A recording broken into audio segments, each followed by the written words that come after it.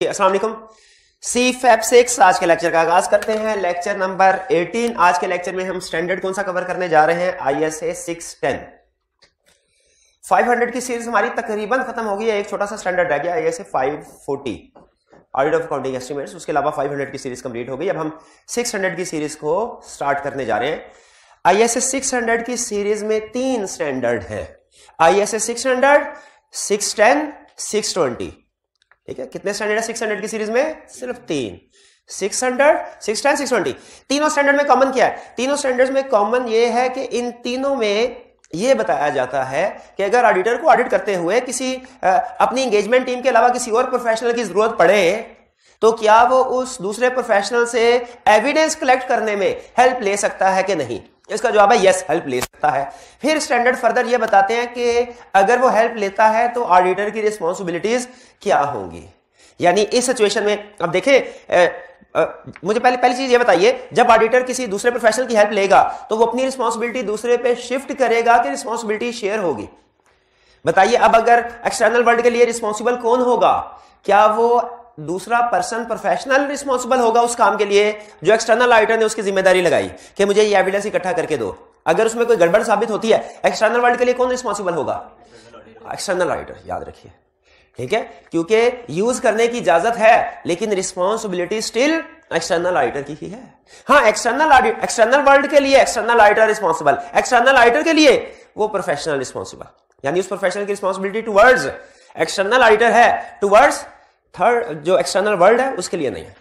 तो 600 की सीरीज किस सवाल का जवाब देती है? क्या ऑडिटर एविडेंस ऑब्टेन करने में किसी और प्रोफेशनल की हेल्प ले सकता है? तो कहते हैं यस। तो फिर यस जवाब आ गया। फिर ये 600 की सीरीज हमें क्या बताती है कि किन सिचुएशन में ऑडिटर हेल्प ले सकता है और अगर ऑडिटर हेल्प लेता है तो उसकी रिस्पॉन्सिबिलिटी क्या होगी। फर्दर गाइडेंस स्टैंडर्ड मौजूद है। तो 600 का स्टैंडर्ड 3 प्रोफेशनल्स को डिस्कस करता है। एक करता है ISA 600, सबसे बड़ा स्टैंडर्ड इन तीनों में, सबसे बड़ा ISA 600 जो ये बताता है कि अगर ग्रुप ऑडिट का केस हो, आई के अपना फेवरेट है, ग्रुप ऑडिट का केस हो तो उसमें कुछ कंपोनेंट्स का ऑडिट अगर किसी और ऑडिटर ने किया है तो उस पर एविडेंस कैसे ऑब्टेन करना। 600 की सीरीज में पहला स्टैंडर्ड कौन सा है? 600, जो किससे रिलेट करता है? Audit of group financial statement से और using the work of component auditor से। कंपोनेंट ऑडिटर से जैसे एक होल्डिंग ग्रुप फाइनेंशियल स्टेटमेंट्स क्या है? होल्डिंग कंपनी है, उसकी बहुत सी सब्सिडरीज हैं, हर सब्सिडरी को हम कहते हैं कंपोनेंट। तो क्या लाजमी ऐसा होता है कि जी जो ग्रुप फाइनेंस जो होल्डिंग कंपनी का ऑडिटर हो, क्या 100% कंफर्म है सब्सिडरी का भी वही ऑडिटर होगा? मे भी हो, मे भी ना, अक्सर होता है और प्रैक्टिकल प्रेफरेंस भी यही दी जाती है कि वही ऑडिटर होगा। लेकिन मे भी कुछ जगहों पे सब्सिडरी किसी दूसरे मुल्क में है और वहां पे फॉर एग्जाम्पल ऑडिटर कोई और हो, तो ऐसी सूरत में जो सब्सिडरी का ऑडिटर होगा उसे क्या कहते हैं? Component auditor. स्टैंडर्ड क्या बताता है हमें? ISA 600 किस चीज को डील करता है? Audit of group financial statement और using the work of component auditor, इन दो को। 610 किसको डील करता है? इंटरनल ऑडिटर को। किसको? इंटरनल ऑडिटर को। अगर क्लाइंट का इंटरनल ऑडिट डिपार्टमेंट है, ऑडिटर उसका वर्क कैसे यूज कर सकता है। ISA 620 किसको डील करता है? एक्सपर्ट को। वो बताता है एक्सपर्ट क्या होता है और एक्सपर्ट के वर्क को हम ऑडिट में कैसे यूज कर सकते हैं। तो 3 स्टैंडर्ड, तीनों किस किस चीज को डिस्कस करते हैं? क्लियर हो गया? एक ISA 600, एक 610, एक 620। अच्छा, एक और स्टैंडर्ड है 402। वो क्या बताता है कि using the work of service auditor. Service auditor, अब ये सर्विस ऑडिटर कौन है? सर्विस ऑर्गेनाइजेशन का ऑडिटर। अब ये सर्विस ऑर्गेनाइजेशन कौन है? जो कोई ना कोई सर्विस प्रोवाइड कर रही है हमारे क्लाइंट को। ठीक है, अब आगे फर्दर इसकी डिटेल 402 में पढ़ेंगे, लेकिन 402 भी कंसेप्चुअली इसी तरीके से बना हुआ है जिस तरीके से 600 की सीरीज है। चलिए ज़हन में रखिएगा, 402 और 3402 इनमें आपस में गहरा ताल्लुक है ना? एक है 402, एक है 3402, गहरा ताल्लुक है। लेकिन फिलहाल हम फोकस कर रहे हैं किसके ऊपर? 600 की सीरीज के ऊपर। इसमें 3 प्रोफेशनल ऐसे हैं जिनसे हम ऑडिट एविडेंस ऑब्टेन करने में हेल्प ले सकते हैं। फिर से बताइए तरतीब से, कौन कौन? 600 में कौन? कंपोनेंट ऑडिटर, 610 में इंटरनल ऑडिटर, 620 में एक्सपर्ट। अब हम पहला 610 सेलेक्ट करने जा रहे हैं। 600 थोड़ा लेंथी है, तो मैं कह रहा हूं स्टार्ट हमारा इजी, कंपैरेटिवली इजी वाले टॉपिक से हो। तो 610 को हमने सेलेक्ट किया, फिर इसके बाद 620 पढ़ेंगे, फिर 600 पढ़ेंगे, फिर इसके बाद मैं चाह रहा हूं 402 पढ़ें। ठीक है, कंसेप्चुअली इंटररिलेटेड, लेकिन बहरहाल बात की प्लानिंग बाद में देखेंगे। फिलहाल आज हम स्टैंडर्ड कवर करने जा रहे हैं 610। वो ये स्टैंडर्ड 3 बड़े हिस्सों में डिवाइडेड है। 610 के 3 बड़े हिस्से हैं। एक में आपको इंट्रोडक्शन देगा, इंटरनल ऑडिटर होता क्या है, करता क्या है, इंटरनल ऑडिटर होता क्या है, करता क्या है। दूसरे हिस्से में बताएगा अगर आपने इंटरनल ऑडिटर के वर्क को यूज करना है तो क्या जिम्मेदारियां हैं हमारी। तीसरे हिस्से में बताएगा डायरेक्ट असिस्टेंस के बारे में। ठीक है, ये दूसरे हिस्से और तीसरे हिस्से में क्या फर्क है, ये भी पहले वाले पार्ट के डिस्कशन के एंड पे आपको बताऊंगा। पहले पार्ट में किस चीज की डिस्कशन होने जा रही है, इंटरनल ऑडिटर होता क्या है, करता क्या है। तो सबसे पहले हम इंटरनल ऑडिट फंक्शन के बारे में कुछ स्टडी करते हैं। अच्छा मुझे बताइए कि एक कंपनी को ओन कौन कर रहा था, शेयर होल्डर्स। उस कंपनी को चला कौन रहे होते हैं, डायरेक्टर्स या board of directors. In directors की डिफरेंट कमेटीज होती हैं, कमेटीज में सब ग्रुप, जैसे रिस्क मैनेजमेंट कमेटी, जैसे ह्यूमन रिसोर्स और जैसे ऑडिट कमेटी। जरा मुझे बताइए ऑडिट कमेटी में और बोर्ड ऑफ डायरेक्टर्स में फर्क क्या है। Audit committee board of director का सब पार्ट है, छोटा हिस्सा। इसमें अगर 10 डायरेक्टर्स हैं तो इसमें हो सकता है 3 कहें भाई हम ऑडिट में एक्सपर्ट हैं, हम ऑडिट कमेटी बनाते हैं। 2 कहें हम रिस्क मैनेजमेंट में एक्सपर्ट हैं, हम रिस्क कमेटी बनाते हैं। 3 कहें हम तो मार्केटिंग में एक्सपर्ट हैं। तो डायरेक्टर्स सब ग्रुप्स बनाते हैं, सब कमेटी बनाते हैं। ठीक है, और इनमें से हमारे लिए सबसे अहम कमेटी कौन सी है, ऑडिट कमेटी। याद रखिए ऑडिट कमेटी में भी डायरेक्टर्स ही होते हैं, इसमें भी डायरेक्टर्स ही हैं, लेकिन फर्क क्या है, इसमें सारे डायरेक्टर्स हैं, इनमें कम डायरेक्टर हैं, सारे डायरेक्टर। अच्छा फिर इसके बाद ऑडिट कमेटी के आगे फर्दर, अब ये डायरेक्टर इधर है, ये थोड़ा काम शाम करेंगे इंटरनल ऑडिट का। Audit committee basically internal audit से डील कर रही होगी। ये वाले डायरेक्टर 3-4 जो हैं ये एक डिपार्टमेंट क्रिएट करते हैं जिसे क्या कहते हैं, इंटरनल ऑडिट डिपार्टमेंट, ये पुराना नाम। अब इंटरनल ऑडिट फंक्शन इसको कहा जाता है, इंटरनल ऑडिट फंक्शन। ये इंटरनल ऑडिट फंक्शन क्या करता है, ये इधर जो सारी मैनेजमेंट होती है ना, सारी मैनेजमेंट इनके काम को चेक कर रहा होता है, और काम चेक करने के बाद मंथली बेसिस पे अपनी रिपोर्ट देता है किसको, ऑडिट कमेटी को। और ये ध्यान में रखिएगा, इसको पॉइंट किसने किया हुआ है, और क्रिएट ऑडिट कमेटी ने किया हुआ। मंथली बेसिस पे रिपोर्ट जाती है ऑडिट कमेटी को, ठीक है, और ऑडिट कमेटी इसके ऊपर डिसीजन मेकिंग करते हैं। फिर आगे अगर फर्दर कोई बड़ा इशू हो तो अगली बोर्ड मीटिंग में वो डिस्कस हो जाता है। तो ये इस तरीके से सर्कल चलता है। मुझे बताइए कि आप इंटरनल ऑडिट डिपार्टमेंट या इंटरनल ऑडिट फंक्शन और ऑडिट कमेटी में क्या फर्क है, ये समझ आ गई आपको। और ऑडिट कमेटी और बोर्ड ऑफ डायरेक्टर में क्या फर्क है, ये समझ आ गई। स्टैंडर्ड बार बार एक वर्ड यूज करेगा, दोज चार्ज विद गवर्नेंस। कौन सा वर्ड यूज करेगा, दोज चार्ज विद गवर्नेंस। हमेशा ध्यान में रखिएगा, दो चार्ज विद गवर्नेंस, उसके बाद बोर्ड ऑफ डायरेक्टर्स और ऑडिट कमेटी, ये दो लोग हैं। दोज चार्ज विद गवर्नेंस से क्या मुराद है, बोर्ड ऑफ डायरेक्टर्स और ऑडिट कमेटी, ये जो सुपरवाइज करने वाले लोग होते हैं। और जो कंपनी को चलाने वाले लोग होते हैं, मैनेजर्स, उनके लिए क्या टर्म यूज होती है, मैनेजमेंट। और जो हर डिपार्टमेंट के अंदर मैनेजमेंट के अंदर लोग काम कर रहे होते हैं, उनके लिए एम्प्लॉइज। तो सबसे अहम वर्ड आपके लिए दो चीजों को, दो टर्म्स को डिफरेंशिएट करना है। ये खास तौर पे आईएसए 260 265 में रेलिवेंट होगा आपके लिए। दो टर्म्स, एक मैनेजमेंट और दूसरा those charge with governance. Clear है, तो आगे चलें। चलिए, अच्छा अब मैंने ये कहा कि internal audit department in management के काम को चेक करेगा, ऐसे ही। अच्छा, ऑडिटर के काम, ऑडिटर जब आता है ना, एक्सटर्नल ऑडिटर, वो मैनेजमेंट से, वो डायरेक्टर से, वो शेयर होल्डर से ये नहीं पूछता बताइए क्या काम करना। उन लोगों ने सिर्फ एक लफ्ज बोला, क्या, ऑडिट ऑफ फाइनेंशियल स्टेटमेंट्स या रिव्यू ऑफ फाइनेंशियल स्टेटमेंट्स या रीजनेबल एश्योरेंस लिमिटेड, ये लफ्ज बोलते हैं। इस मकसद को अचीव करने के लिए प्रोसीजर क्या क्या परफॉर्म करने हैं, ये एक्सटर्नल ऑडिटर को नहीं बताए जाते। एक्सटर्नल ऑडिटर को पहले से पता है। कैसे पता है, ऑडिटिंग स्टैंडर्ड्स में लिखे हुए हैं। इसका मतलब है एक्सटर्नल ऑडिटर का स्कोप कौन डिसाइड करता है, ऑडिटिंग स्टैंडर्ड्स। इंटरनल ऑडिटर ने क्या काम करना है, ये ऑडिट कमेटी बताएगी। इसको कौन बताएगा, ऑडिट कमेटी। स्टैंडर्ड हमें बताता है कि नॉर्मली इंटरनल ऑडिटर के स्कोप ऑफ वर्क में क्या क्या चीजें शामिल हैं। ये पहला कंसेप्ट स्टार्ट हो गया, activities of internal audit function. कहता है गुड गवर्नेंस इंश्योर करना कंपनी के अंदर, कि इंटरनेशनल बेस्ट प्रैक्टिसेस फॉलो की जा रही हैं, कोड ऑफ कॉर्पोरेट गवर्नेंस को कंप्लाई किया जा रहा है। रिस्क मैनेजमेंट, कि कंपनी जितने भी रिस्क फेस कर रही है, वो फाइनेंशियल रिस्क हो सकता है, वो लिटिगेशन रिस्क हो सकता है, वो लीगल रिस्क हो सकता है, वो रेपुटेशन रिस्क हो सकता है, कोई भी रिस्क जो कंपनी फेस कर रही है, उन रिस्क की वैल्यूएशन करते हैं। ये भी डायरेक्ट इंटरनल ऑडिट का काम है। ठीक है, रिस्क मैनेजमेंट करना। और क्या काम करना? इंटरनल कंट्रोल की वैल्यूएशन, कि कंपनी ने जो इंटरनल कंट्रोल सिस्टम बिल्ड किया है वो कैसा है। अच्छा देखिए, ये इंटरनल कंट्रोल सिस्टम की करते हैं मॉनिटरिंग। क्या करते हैं? मॉनिटरिंग, क्योंकि उसको डिजाइन और इंप्लीमेंट में क्या होता है, एक होता है करना, इंटरनल कंट्रोल डिजाइन करना, इंप्लीमेंट करना, एक होता है उसको मॉनिटर करना। डिजाइन इंप्लीमेंट करने में, मॉनिटर करने में फर्क। जैसे हर सेल इनवॉइस की रीचेकिंग होगी, ये कंट्रोल है ताकि गलत इनवॉइस प्रोसेस ना हो। ये कंट्रोल डिजाइन इंप्लीमेंट किया मैनेजमेंट ने। इंटरनल ऑडिट वाले इनवॉइस को रीचेक नहीं कर रहे होंगे, ये तो इंटरनल कंट्रोल है, रीचेक करना। इंटरनल ऑडिट डिपार्टमेंट वाले मॉनिटरिंग कर रहे होंगे, यानी क्या कर रहे होंगे? वो ये देख रहे होंगे कि इनवॉइसेस की रीचेकिंग हो रही है कि नहीं। ठीक, समझ आ रहा है? बैंक रिकंसिलिएशन स्टेटमेंट बनाना ये कंट्रोल, ये इंटरनल वालों का काम नहीं है, बल्कि ये इंश्योर करना कि हर मंथ एंड पे बीआरएस बन रही हो, ये काम है, ये मॉनिटरिंग में आता है। तो इंटरनल प्रोबेबली हमारे एक्सटर्नल ऑडिटर के पॉइंट ऑफ व्यू से जो सबसे अहम टास्क, सबसे अहम एक्टिविटी इंटरनल ऑडिट फंक्शन करता है ना, वो ये इंटरनल कंट्रोल से रिलेटेड होती है।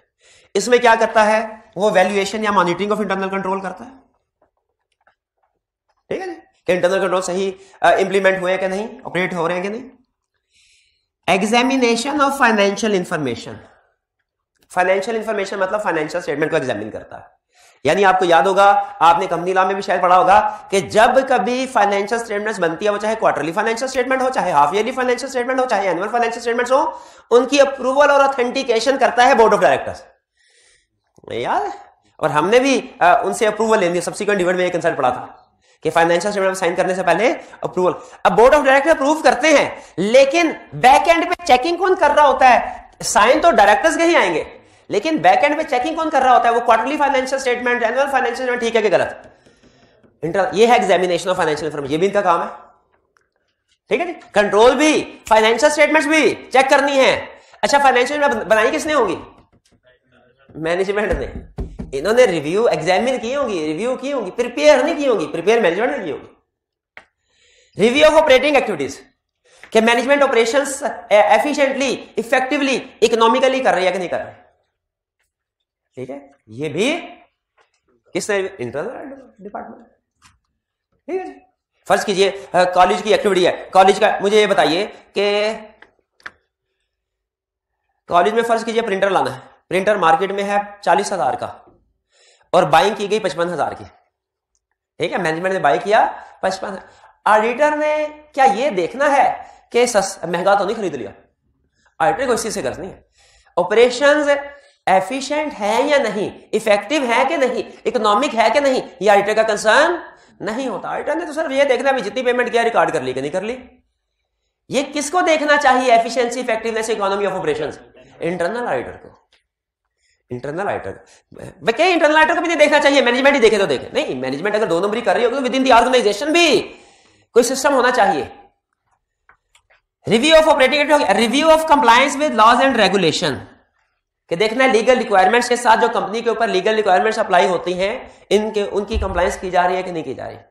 आप मुझे कोई एक बिजनेस ऑर्गेनाइजेशन बता सकते हैं जिसके ऊपर कोई लीगल रिक्वायरमेंट एप्लीकेबल ना हो? इवन जो रेडी वाला है ना, जो रेडी पे आलू बेचता है, टमाटर बेचता है, उस पे भी लीगल रिक्वायरमेंट्स अप्लाई होती हैं।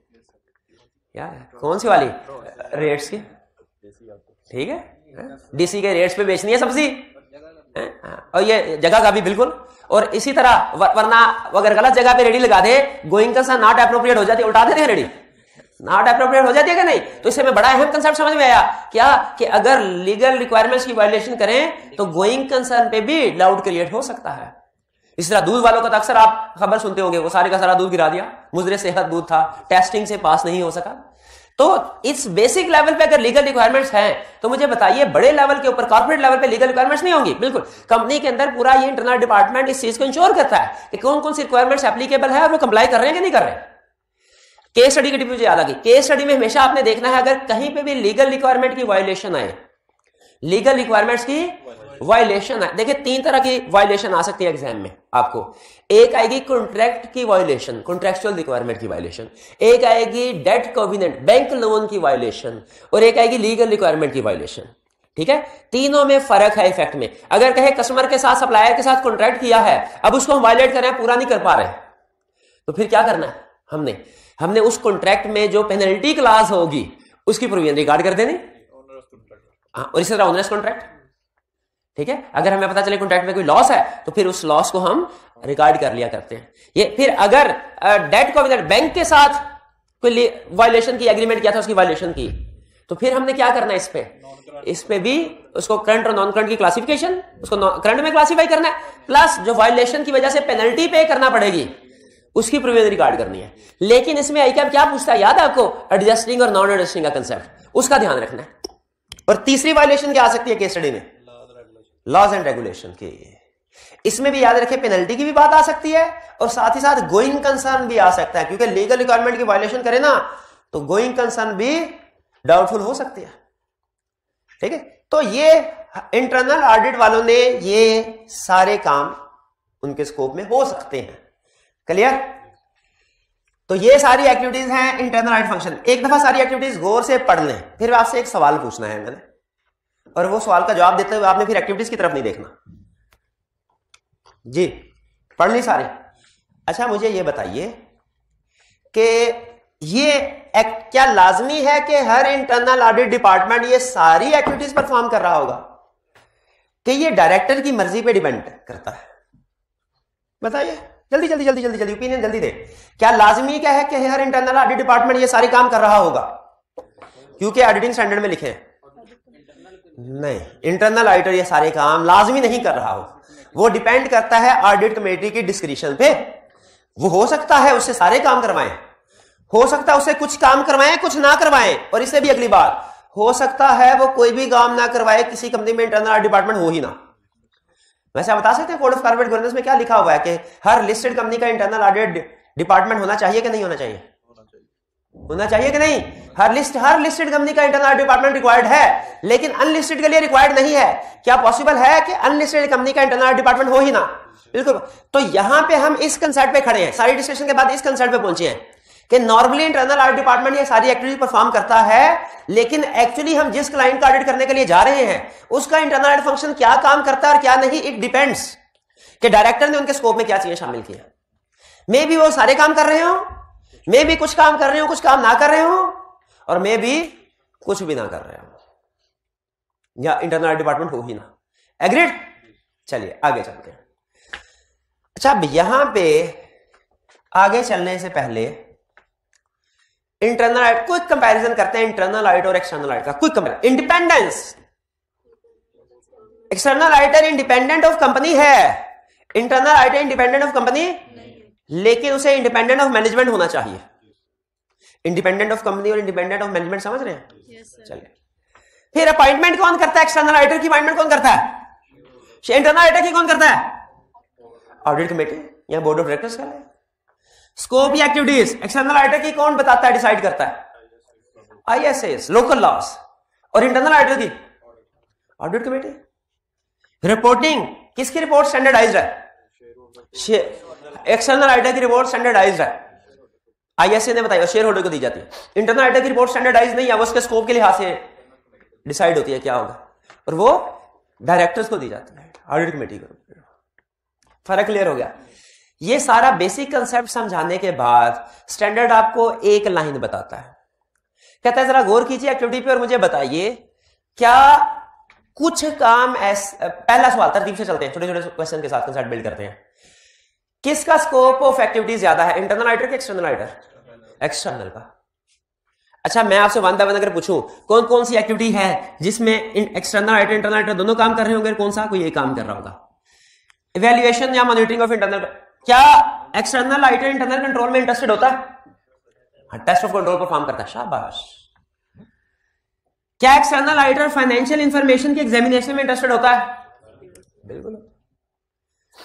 क्या ऑपरेटिंग एक्टिविटीज की एफिशिएंसी, इफेक्टिवनेस में एक्सटर्नल ऑडिटर इंटरेस्टेड होता है?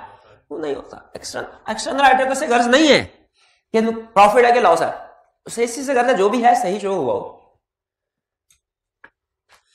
Review of compliance with laws and regulation, क्या एक्सटर्नल ऑडिटर इससे कंसर्न है? ये डिपेंड करता है, ये ध्यान में रखिएगा। हम स्टैंडर्ड पढ़ेंगे एक, उसमें ये दो क्लासिफिकेशन देता है लॉज एंड रेगुलेशन की। कहता है कुछ लॉज एंड रेगुलेशन ऐसे हैं जो फाइनेंशियल स्टेटमेंट्स को अफेक्ट करते हैं और कुछ इफेक्ट नहीं करते। जो इफेक्ट, या यूं कह लीजिए कुछ ऐसे हैं, क्योंकि जब आप सोचेंगे ओवर थिंकिंग करेंगे तो आपको लगेगा हर लॉ फाइनेंशियल स्टेटमेंट को अफेक्ट करता है, इसीलिए मैं थोड़ा सा चेंज कर रहा हूं। कुछ लीगल रिक्वायरमेंट्स ऐसी हैं जो डायरेक्टली फाइनेंशियल स्टेटमेंट को अफेक्ट करती हैं, और कुछ लीगल रिक्वायरमेंट्स हैं जो डायरेक्टली नहीं इनडायरेक्टली फाइनेंशियल स्टेटमेंट को इफेक्ट करती हैं। तो ऑडिटर किन लीगल रिक्वायरमेंट से कंसर्न है? ज्यादा डायरेक्टली इफेक्ट करती है। यानी इसको फिलहाल बेसिक लेवल पे रखते हैं कंसेप्ट को, कि कुछ legal requirements laws and regulation में एक्सटर्नल ऑडिटर रेलिवेंट होगा और कुछ में वो रेगुलेशन एक्सटर्नल ऑडिटर से रेलिवेंट नहीं होंगे। कुछ बात समझ आई आपको? इस सारी डिस्कशन के बाद हम किस नतीजे पे पहुंचे कि कुछ इंटरनल ऑडिटर की कुछ एक्टिविटीज हो सकता है एक्सटर्नल ऑडिटर से रेलिवेंट हो और कुछ ना हो। लेकिन याद रखें, लाजमी नहीं है मैं भी किसी क्लाइंट पे ऐड करने के लिए जाए, वहां पे इंटरनल डिपार्टमेंट हो, लेकिन डायरेक्टर ने उसकी जिम्मेदारी सिर्फ ये तीसरे वाला काम लगाया हो, तो फिर हमारे लिए ऐसा इंटरनल ऑडिटर इसी काम का नहीं। अब सुनिए इस स्टैंडर्ड की एप्लीकेशन। अब सारी डिस्कशन के बाद आप इस काबिल हुए हैं कि इस स्टैंडर्ड की एप्लीकेशन समझ सके। वो कहता है ये स्टैंडर्ड कब अप्लाई होगा?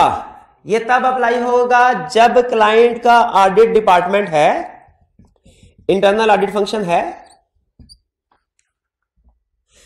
अगर है फिर देखना है क्या उसकी एक्टिविटीज रेलिवेंट है एक्सटर्नल ऑडिट से, रेलिवेंट एक्टिविटीज।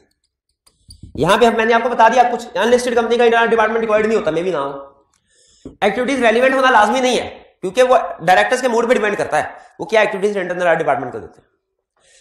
और अगर इंटरनल ऑडिट फंक्शन भी है, एक्टिविटीज भी रेलिवेंट हैं, तीसरी चीज जो हमने देखनी है, क्या ये इंटरनल ऑडिट इस काबिल है कि हम इसकी एक्टिविटीज को यूज कर सकें। ठीक है, क्या इसमें ऐसे लोग हैं जो कंपिटेंट, ऑब्जेक्टिव और सिस्टमैटिक एंड डिसिप्लिन्ड अप्रोच के साथ काम करते हैं। अगर तो इसमें ऐसे लोग हैं जो कि कंपिटेंट हैं और ऑब्जेक्टिव हैं, ऑब्जेक्टिव का मतलब इंडिपेंडेंट, और सिस्टमैटिक एंड डिसिप्लिन्ड अप्रोच से काम करते हैं, सिस्टमैटिक एंड, तो फिर आप इसका वर्क को यूज कर सकते हैं, वरना इंटरनल ऑडिटर का वर्क को यूज नहीं कर सकते। एप्लीकेशन क्लियर हुई? यानी हम कम इंटरनल ऑडिटर के वर्क को यूज कर सकते हैं जब इंटरनल ऑडिट फंक्शन, ये स्टैंडर्ड कब अप्लाई होगा? जब इंटरनल ऑडिट फंक्शन है और उसकी एक्टिविटीज भी रेलिवेंट है। फिर हमने देखना है कि क्या वो कंपिटेंट, ऑब्जेक्टिव और सिस्टमैटिक एंड डिसिप्लिन अप्रोच के साथ काम करता है तो फिर उसके वर्क को यूज करेंगे। क्लियर? ये याद रखें, ये तीनों, और खास तौर पे ये तीसरी वाली होना जरूरी है। अब ये जब हमने डिस्कशन कर ली, इसके बाद हमें पता चला कि ये कंपिटेंस भी है, ऑब्जेक्टिविटी है, सिस्टमैटिक डिसिप्लिन। इंटरनल ऑडिटर से हेल्प लेनी है, यहां से स्टैंडर्ड दो हिस्सों में डिवाइड हो जाता है। हमने पहला पार्ट कंप्लीट कर लिया डिस्कशन, अब दूसरे पार्ट की डिस्कशन, दूसरा और तीसरा आपको बता दो। यहां तक पहुंचने के बाद स्टैंडर्ड दो हिस्सों में डिवाइड हो जाता है। कहता है आपके पास दो ऑप्शंस हैं इंटरनल ऑडिटर से एविडेंस ऑब्टेन करने में हेल्प लेनी है। कैसे हेल्प लेनी है? दो ऑप्शंस हैं। पहली ऑप्शन क्या है?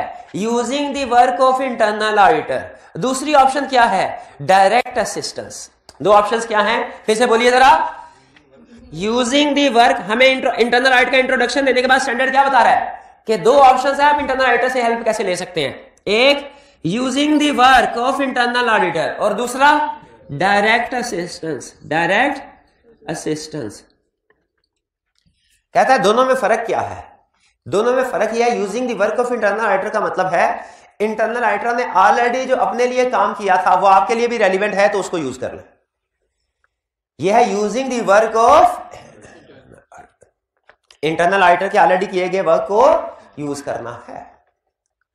दूसरी ऑप्शन क्या है? Direct assistance. डायरेक्ट असिस्टेंस का मतलब क्या है कि इंटरनल ऑडिटर के ऑलरेडी किए हुए काम को यूज नहीं करना, बल्कि इंटरनल ऑडिटर को यूज करना कि वो हमें डायरेक्ट असिस्टेंस प्रोवाइड करे। डायरेक्ट असिस्टेंस का मतलब वो डायरेक्टली हमारे इंस्ट्रक्शंस के मुताबिक नए सिरे से काम करे, हमारे टीम मेंबर की तरह हो जाए। टीम मेंबर नहीं होगा कभी भी, टीम मेंबर के दर्जे को वो कभी नहीं पहुंच सकता, ठीक है, लेकिन टीम मेंबर के करीब तरीन समझ लीजिए उसको ट्रीट किया जाता है, क्योंकि जैसे बाकी टीम मेंबर हमारी इंस्ट्रक्शंस के मुताबिक काम करते हैं हमारे टीम मेंबर, उसी तरह ये इंटरनल ऑडिटर भी हमारी इंस्ट्रक्शंस के मुताबिक अगर काम करे तो इसे कहते हैं डायरेक्ट असिस्टेंस। यानी using the work of internal auditor में इंटरनल ऑडिटर ने ऑलरेडी जो काम किया हुआ है हम उसको चेक कर रहे हैं।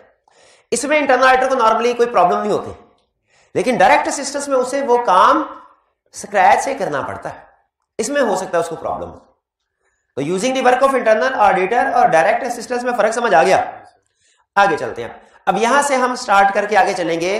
पहले पढ़ेंगे using the work of internal auditor क्या है, इसमें क्या रिस्पॉन्सिबिलिटीज हैं, और फिर दूसरे नंबर पे पढ़ेंगे डायरेक्ट असिस्टेंस। ठीक है, यहां पे 3 मिनट की ब्रेक ले रहा हूं। आप अभी तक जो कंसेप्ट हमने स्टडी किया, नोट्स आपके सामने है, माइंड मैप आपके सामने है, एक दफा इसको रीड कर लीजिए, कोई क्वेश्चन तो पूछ लीजिएगा, वरना फिर आगे चलेंगे। जी पॉज कीजिएगा। जी रीडिंग आपने कर ली होगी, कोई क्वेश्चन पूछना चाहते हो तो पूछ लीजिए। कोई क्वेश्चन नहीं। एक्सेसिव यूज समझ आ गया, क्या कहता है, एक्सटर्नल ऑडिटर को एक्सेसिव यूज करना चाहिए इंटरनल ऑडिटर का भी, जितना काम दूसरे कर ले उतना बेहतर नहीं है, ज्यादा नहीं, क्योंकि सोल रिस्पॉन्सिबिलिटी एक्सटर्नल ऑडिटर के, इसलिए उसे चाहिए कि कम इस्तेमाल करें, एक्सेसिव यूज ना करें। जिस तरह हमने स्टडी किया था ना एमसीज ऑफ मैटर पैराग्राफ में, एक पैराग्राफ था कि standard ISA 706 MCs of matter का एक्सेसिव यूज डिस्करेज करता है, क्योंकि एक्सेसिव यूज से उसकी relative importance MCs of matter की कम हो जाती है।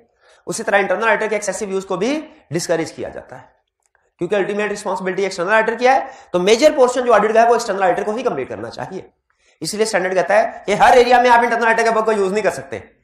जिनमें रिस्क ज्यादा है, जजमेंट ज्यादा है, ऐसे areas, significant areas external auditor को खुद ही करने चाहिए। क्या आपके ख्याल में ये बात ठीक कही उसने, क्या गलत है? आप एग्री करते हैं, ज्यादा काम करने के लिए तैयार हैं? शाबाश। अब है using the work of internal audit function. अब हमारा स्टैंडर्ड 2 हिस्सों में डिवाइडेड है।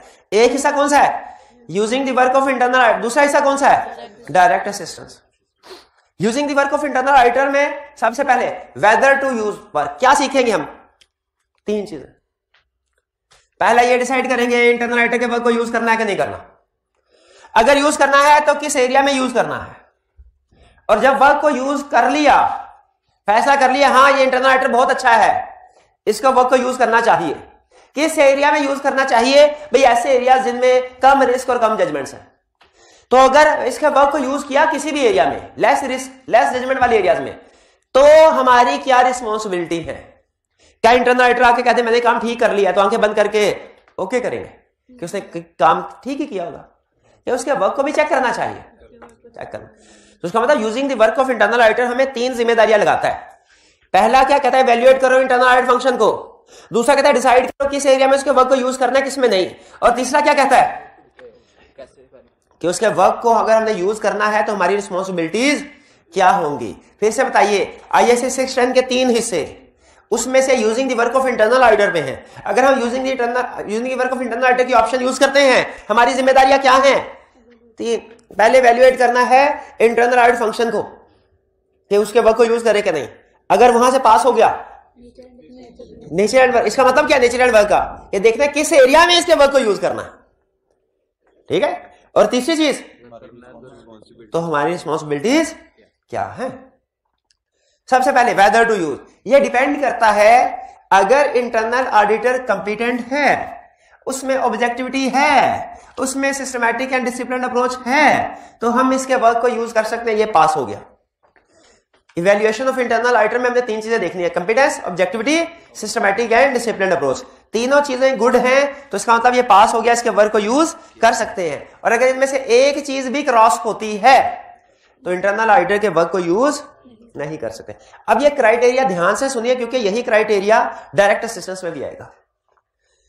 अब मैं आपसे पूछूंगा, अब आपने नोट्स की तरफ नहीं देखना, मैं आपसे पूछूंगा कोई एग्जांपल देके कि क्या इंटरनल ऑडिटर ठीक है कि इसमें कोई गड़बड़ है, प्रॉब्लम है। आपने मुझे बताना है कि गड़बड़ है कि ठीक है, और अगर गड़बड़ है तो कोशिश करनी है अगला डिसीजन भी करें। अगला डिसीजन क्या कि गड़बड़ कंपिटेंस में है, ऑब्जेक्टिविटी में, कि सिस्टमैटिक एंड डिसिप्लिन अप्रोच। हालांकि केस स्टडी में इससे फर्क नहीं पड़ता किसी भी केस में जाहिर है अगर वो नहीं है कैरेक्टरिस्टिक्स, तीनों होना जरूरी है ना, तो हम उसका वर्क को यूज नहीं करेंगे।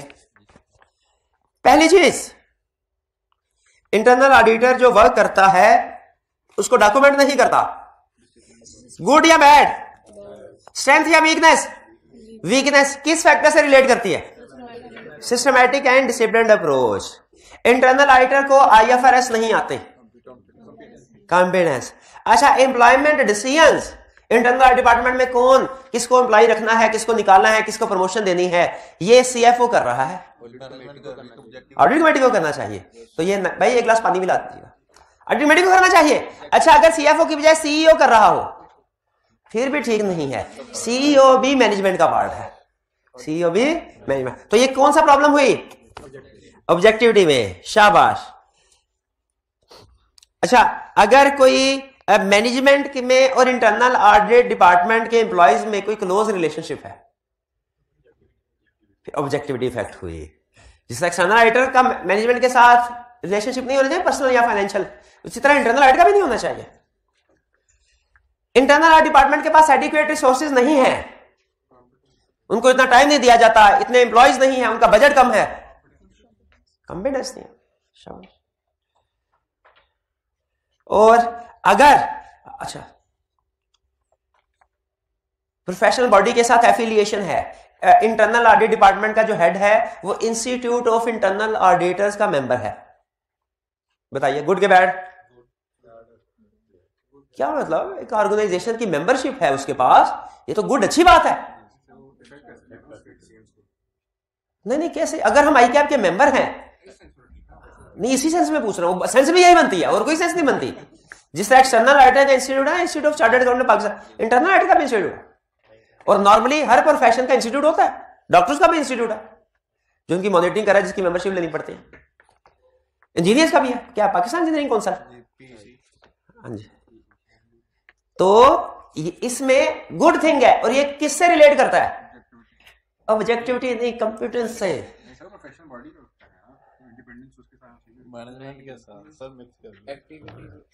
देखें, दो कंसेप्ट है, एक है इंस्टीट्यूट की मेंबरशिप लेना, ये कंप्यूटेंस है। एक है जिस इंस्टीट्यूट की मेंबरशिप ली उसका कोई कोड ऑफ एथिक्स है जो ये रिक्वायर करता है कि हमारा मेंबर क्लाइंट से इंडिपेंडेंट हो, ये अलग पॉइंट है।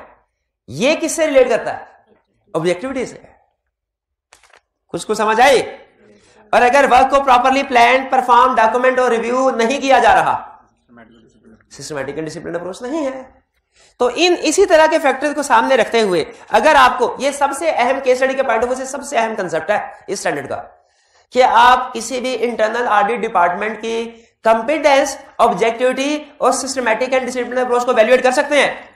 फिर से बताइए, अगर आपको किसी भी इंटरनल ऑडिट डिपार्टमेंट के बारे में इंफॉर्मेशन दे दी जाए, आप उसकी कंपिटेंस, उसकी objectivity, systematic and disciplined approach को वैल्यूएट कर सकते हैं?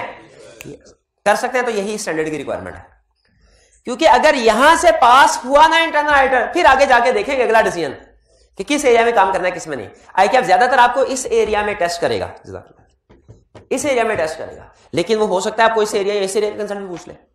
तो पहली चीज हमने क्या देखी?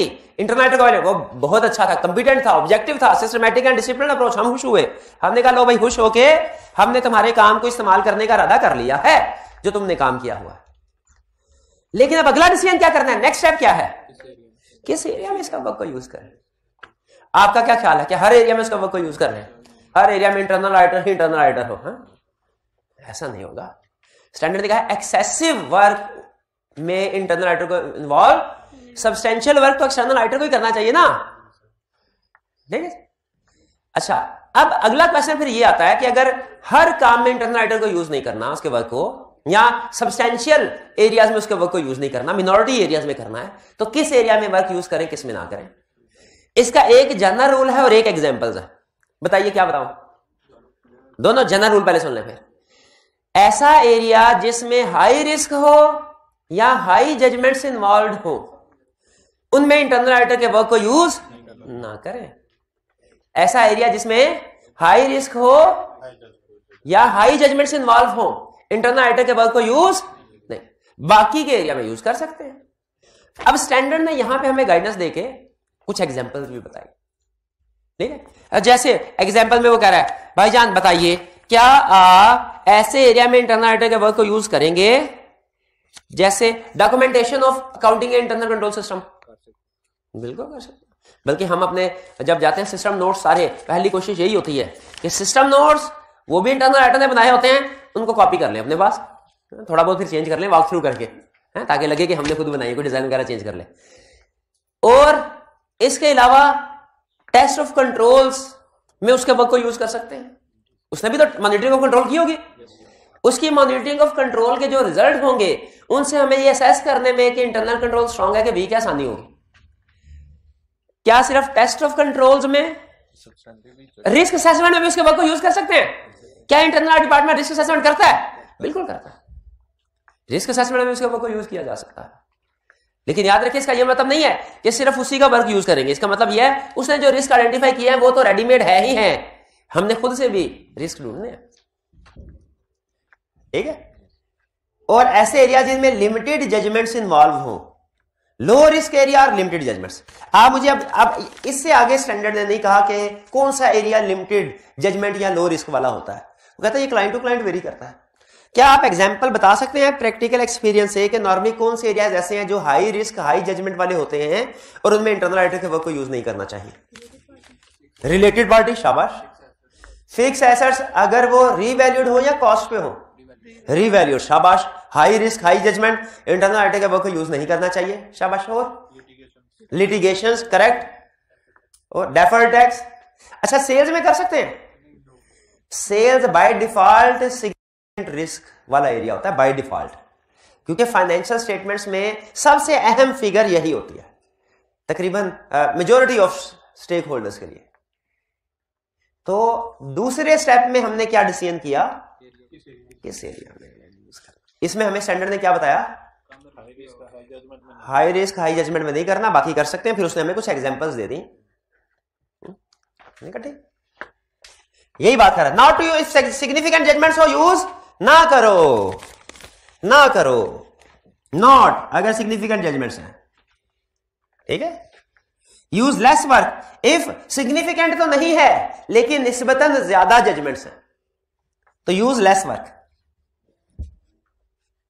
ठीक है। यानी significant judgement significant risk use ही ना करो, कम सिग्निफिकेंट और कम जजमेंट्स हैं तो यूज कर लो लेकिन का। और अगर फर्स्ट कीजिए रूटीन की के एरियाज हैं तो उनमें वर्क को यूज कर सकते हैं। उसकी मैंने आपको एग्जांपल दे दी, ऐसे एरियाज जिनमें नॉर्मली रिस्क नहीं होते या बहुत लिमिटेड जजमेंट्स होती है। क्लियर हो गया। यानी स्टैंडर्ड ने हमें वर्क के लिहाज से 3 कैटेगरी दी है, clearly no, clearly yes and 50-50 के रिस्क के लिहाज से। स्टैंडर्ड एक जगह पे ये बताता है, कहता है हमारे पास ना कोई ऐसा क्वांटिफाइबल क्राइटेरिया नहीं है जिसमें हम आपको तोल तोल के बता दें ये एरिया में कर लो ये एरिया में ना करो। ये तो प्रैक्टिकली डिपेंड करता है आपकी रिस्क असेसमेंट में। तो बाज़ का चीजें क्लियरली यस होती हैं या क्लियरली नो, लेकिन बाज़ का चीजें ग्रे एरिया में होती है। तो ग्रे एरिया में अगर चीजें आपने वैल्यूएट करना है और उसके मुताबिक डिसाइड करना है कि हमें वर्क को यूज करना चाहिए कि नहीं, और करना चाहिए तो कितना। तो ये उसी से रिलेट कर रहा है कि जजमेंट अगर 50-50 है, रिस्क भी 50, तो वर्क का इस्तेमाल भी 2 कंसेप्ट बता दिए आपको using the work of internal auditor में। कौन कौन से जरा बताइए। इंटरनल ऑडिट डिपार्टमेंट को वैल्यूएट कर लिया और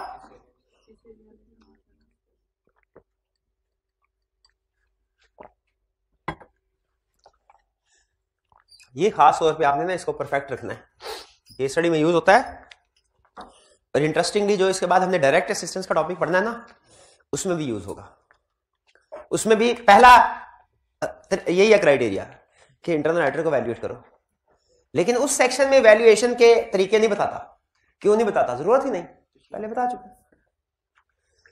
यूजिंग दी वर्क, अब अगर यहां से भी पास हो गया, यहां पे भी हमने कहा लिमिटेड जजमेंट लिमिटेड रिस्क वाले एरिया में हमने इसको यूज कर लिया।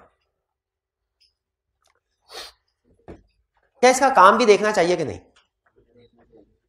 है, कॉम्पिटेंट ऑब्जेक्टिव इंडिपेंडेंट है, बंदा भी ठीक है, एरिया भी कोई इतना अहम नहीं है, क्या फिर भी इसके वर्क को हमें टेस्ट करना चाहिए, चेक करना चाहिए कि आंखें बंद करके एक्सेप्ट कर ले कि ठीक ही होगा। और हम कहे इसने हमारे सैंपल साइज के मुताबिक हमने 30 इनवाइसेस के टेस्ट ऑफ कंट्रोल परफॉर्म करने थे, 25 के तो उसने ऑलरेडी कर लिए, हम सिर्फ 5 के कर लेते हैं, बाकी इसका 25 का रिजल्ट एज इट इज, बल्कि उसके वर्क को चेक करना चाहिए।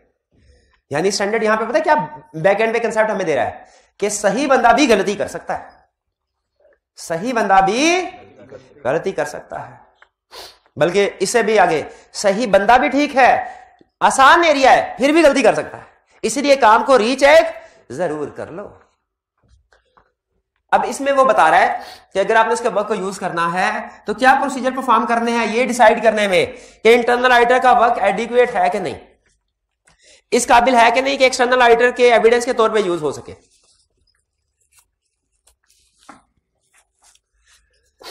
तीसरे एरिया में स्टैंडर्ड हमें क्या सिखा रहा है कि इंटरनल ऑडिटर के वर्क को हमने इवेल्युएट करना है, क्या वो इस काबिल है कि नहीं, एडिक्वेट है कि नहीं, इस पर्पस के लिए कि एक्सटर्नल ऑडिटर उसे अपने एविडेंस के तौर पे इस्तेमाल करे। इसमें आप इवेल्युएट करो, देखो क्या, देखो कि उसने काम properly plan perform document review किया है कि नहीं। अगर काम properly plan perform document review किया है, देखो सफिशिएंट एप्रोप्रिएट एविडेंस मिल गया कि नहीं मिला, कंक्लूजन एप्रोप्रिएट है कि नहीं, रिपोर्ट्स के साथ कंसिस्टेंट है कि नहीं। ठीक है, यानी यहां पे कह रहा है देखो जो उसने काम किया है ठीक किया है, एविडेंस सफिशिएंट एप्रोप्रिएट था, कंक्लूजन एप्रोप्रिएट थे, रिपोर्ट के साथ कंसिस्टेंट थे। जैसे आपको पता चले कि वो काम तो जुबानी कलामी करता है, काम इंटरनल ऑडिटर जुबानी कलाम, हमारे लिए एक्सटर्नल ऑडिटर के लिए रिटन फॉर्म में काम करना लाजमी है, वो रिटन चाहे मैनुअल हो चाहे इलेक्ट्रॉनिक हो, नहीं रिटन चाहिए, ये हमें ISA 230 कहता है ऑडिट डॉक्यूमेंटेशन। लेकिन इंटरनल ऑडिटर का काम अगर जुबानी कलामी है, क्या उसका वर्क यूज करेंगे? अच्छा है रिटन फॉर्म में, लेकिन उसने सफिशिएंट एप्रोप्रिएट एविडेंस ऑब्टेन नहीं किया, 500 सेल की ट्रांजैक्शंस हैं, उसने उनमें से सिर्फ 6 वेरीफाई किए सेलेक्ट करके, सैंपल साइज तो बहुत कम है, क्या सफिशिएंट एप्रोप्रिएट एविडेंस ऑब्टेन नहीं किया? है डॉक्यूमेंटेड लेकिन सफिशिएंट एप्रोप्रिएट एविडेंस नहीं है। तीसरी चीज, डॉक्यूमेंटेड भी है, सफिशिएंट एप्रोप्रिएट एविडेंस भी ऑब्टेन किया, लेकिन कंक्लूजन एप्रोप्रिएट नहीं है। ठीक है, कंक्लूजन सैंपलिंग पढ़ी है ना, सैंपलिंग पढ़ी है, उसने कहा हमारा परफॉर्मेंस मटेरियलिटी लेवल है 5 लाख और पॉपुलेशन की अमाउंट है 1 करोड़, हमने सैंपल उठाया फॉर एग्जांपल 5 लाख का, उसमें से 2 लाख की मिस स्टेटमेंट आई। अब चूंकि मिस स्टेटमेंट परफॉर्मेंस मटेरियलिटी से कम है, इसलिए no further work is necessary. देखिए डॉक्यूमेंट किया है, ठीक है, सैंपल साइज भी ठीक था, लेकिन कंक्लूजन क्या सही है? नहीं। और जो कंक्लूजन सही नहीं तो इसका मतलब रिपोर्ट भी सही नहीं। कंक्लूजन क्या होना चाहिए था कि प्रोजेक्शन कर भाई, प्रोजेक्शन करेगा तुझे पता चलेगा कि प्रोजेक्टेड मिस स्टेटमेंट आपके टॉलरेबल मिस स्टेटमेंट से ज्यादा है, तो कंक्लूजन यहां पे क्या होना चाहिए था? नो फर्दर वर्क नेसेसरी या फर्दर वर्क नेसेसरी? तो कंक्लूजन एप्रोप्रिएट नहीं है, क्या ऐसे आइडिया के वर्क को यूज करेंगे? नहीं करेंगे। तो तीनों चीजें देखनी है, उसके वर्क को भी, evidence, conclusion, work evidence conclusion, और कंक्लूजन और रिपोर्ट तो जाहिर है इंटर रिलेटेड, कंक्लूजन गलत तो रिपोर्ट भी गलत। अच्छा हमने कहा ठीक है, देख लिया सारी चीजें ठीक थी, हमने कहा ये तो तुमने बता लिया, अब हम वैसे तो ना करो जैसे अब मोटिवेशनल स्पीकर हमारे साथ करते हैं, वो क्या करते हैं, वो सारे यही बताएंगे स्मार्ट स्टडी करो, स्मार्ट स्टडी करो, उठो और दुनिया पे छा जाओ। कैसे उठना है, कैसे छाना है, ये ना उनको पता है ना हमें बताते हैं। हमने कहा ऐसा हमारे साथ ना करो, ये कह रहे हो हमें कि इवैल्यूएट करो, स्मार्ट स्टडी करो, ये भी तो बताओ कैसे करनी है स्मार्ट स्टडी, सिर्फ ये ना बताओ, ये तो हमें भी पता है स्मार्ट स्टडी बेहतर है कैसे। हमने कहा ये तो बता दो इवैल्यूएट क्या करना है, साथ में ये भी तो बताओ क्या कैसे करना है। उसने कहा भी बताता हूं, हम भी बताता हूं कैसे करना है। इवैल्यूएट किन चीजों को करना है? इन चीजों को, किन प्रोसीजर को परफॉर्म करते हुए? ये प्रोसीजर, जैसे इंक्वायरी कर लो। इंटरनल ऑडिटर वाले भाई, आप जब काम करते हैं क्या कोई प्लान करता है आप पहले से कि जब दिल करता है, जो दिल करता है वो चीज चेक कर लेते हैं? प्लान करते हैं क्या? जब आप काम कर लेते हैं कोई सीनियर आपका रिव्यू करता है? हमारे एक्सटर्नल ऑडिट में तो प्लान भी होता है, ISA 315 कहता है प्लान करो, प्लान भी करते हैं। ISA 230 कहता है डॉक्यूमेंट करो, डॉक्यूमेंट भी करते हैं। रिव्यू भी होता है, क्वालिटी कंट्रोल रिव्यू भी, ISQC 1, ISA 220 हमारा रिव्यू भी होता है। बताओ तुम्हारा भी ऐसा हो? ये इंक्वायर करेंगे, क्या इंक्वायर करेंगे कि क्या आपका काम प्रॉपर्ली ब्रांड में? उन्होंने कहा यस। फिर क्या करें हम? ऑब्जर्व कर रहे हैं। हमने कहा अच्छा हम देखना पसंद करेंगे कि आप कैसे काम करते हैं। इंक्वायरी से बेहतर ऑब्जर्वेशन, और ऑब्जर्वेशन से बेहतर इंस्पेक्शन। चेक कर लो काम किया होगा कि नहीं। और इन सब से बेहतर भाई पहले नंबर पे सबसे आसान इंक्वायरी। कैसे चेक करेंगे सर? इंक्वायरी से बेहतर ऑब्जर्वेशन, ऑब्जर्वेशन बेहतर इंस्पेक्शन, और सबसे बेहतर री परफॉर्मेंस। स्टूडेंट कहने लगा सर ये तो आपने सारा स्टैंडर्ड पढ़ाया और उसके बाद पानी फेर दिया। हाँ कहा वो कैसे? मैंने कहा सर अगर री परफॉर्मेंस ही करनी थी तो उसके वर्क को क्यों यूज किया, खुद ही कर लेते सारा काम। ये भी किया जाए। कहा नहीं कंसेप्ट समझो, री परफॉर्मेंस सारे के सारी ट्रांजैक्शंस की नहीं करनी। री परफॉर्मेंस ट्रांजैक्शंस की नहीं कर, सैंपल की करनी है, सैंपल की करनी है। और कोशिश करनी है सैंपल कौन सा हो, वो जो उसने सेलेक्ट किया है वो ही एग्जैक्टली सैंपल हो री परफॉर्मेंस के लिए, या उससे हटके कोई हो। बताइए, अगर उसके काम को चेक करना है तो वही होना चाहिए, ठीक है ना। अब भैया केस स्टडी सही की कि नहीं की, काउंटिंग का सवाल सही किया कि नहीं किया, इंक्वायर किया, ऑब्जर्व भी कर सकता हूं, रजिस्टर इंस्पेक्ट भी कर सकता हूं, और ज्यादा शक हो तो खुद से सॉल्व करके मैच कर सकता हूं। अगर मेरा सवाल और इसका सवाल मैच हो गया तो इसका क्या मतलब होगा? दोनों गलत क्या दोनों सही? है तो बताइए कौन सा क्वेश्चन, अगर मैंने इसका क्वेश्चन देखना इसने सही किया कि नहीं किया खुद से रीपरफॉर्म करके, तो कौन सा क्वेश्चन रीपरफॉर्म करना चाहिए, अलहदा वाला कि इसी वाला? तो बताइए जब इसके काम को इंटरनल ऑडिटर का देखना है सही प्रोसीजर परफॉर्म किया कि नहीं, तो हमने सैंपल जो सेलेक्ट करना है वही चेक करें ताकि उसी के रिजल्ट मैच करें। भाई ये बात समझ आ, इन दोनों में फर्क समझ आ रहा है? इन दोनों में, इन दोनों में स्टैंडर्ड कहता है और कोई करे ना करे इन चारों में से एक लाजमी करे। गैस कीजिए कौन प्रोसीजर होगा? प्रोसीजर नंबर बताएं। कितने स्टूडेंट का ख्याल 4, कितनों का ख्याल 2, कितनों का ख्याल 3, कितनों का ख्याल 1?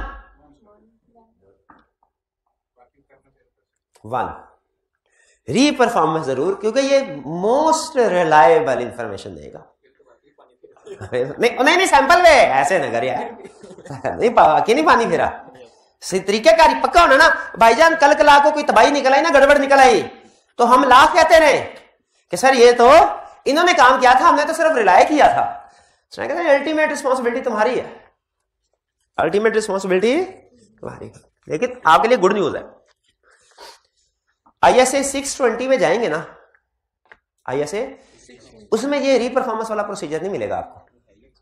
है ही एक्सपर्ट, हाँ हम में वो एक्सपर्टीज ही नहीं है। इंटरनल ऑडिट का तो री परफॉर्म कर सकते हैं, क्यों?